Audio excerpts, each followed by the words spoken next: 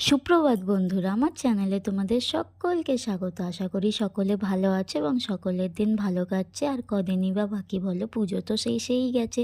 আর আমার একটা জিনিস নেওয়ার ছিল, সেই জন্য একটু তাড়াতাড়ি উঠে পড়েছিলাম। কাজে যাওয়ার আগে হাজবেন্ডের সাথে সেখানে যাওয়ার উদ্দেশ্যে বেরিয়ে পড়েছিলাম। আর যাবার সময় ছোট ছোট ভিডিও করছিলাম, যাতে তোমাদের সাথে আমি শেয়ার করতে পারি। আর যাচ্ছিলাম কোথায় জানো?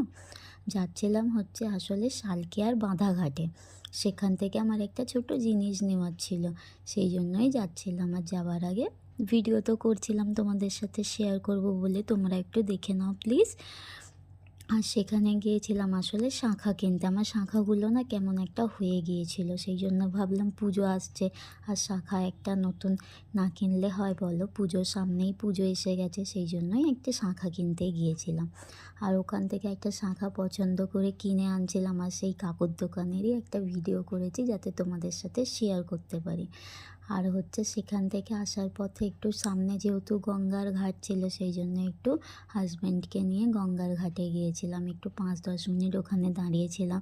এত সুন্দর হাওয়া দিচ্ছে, মানে ওখান থেকে না আর উঠে আসতেই ইচ্ছা করছিল না, কিন্তু কি করব, আমাকে তো ডিউটি যেতে হবে, সেই জন্যই ওখান থেকে চলে আসলাম। আর আসার সময়তেও একটা ভিডিও করেছিলাম বাড়ি আসার সময়, সেই ভিডিওটাও তোমাদের সাথে শেয়ার করলাম। আর আস্তে আস্তে আমার হাজবেন্ডের সাথে অনেক গল্প করছিলাম, সেই গল্প করতে করতেই চলে এসেছিলাম।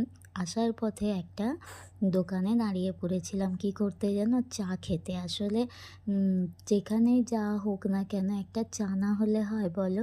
সেই চাটাই খাচ্ছিলাম দাঁড়িয়ে দাঁড়িয়ে, ও আর আমি। আর এই সেই চা খাওয়ার ফাঁকে একটা ভিডিও করেছিলাম মজা করে, সেই ভিডিওটাই তোমাদের সাথে শেয়ার করলাম।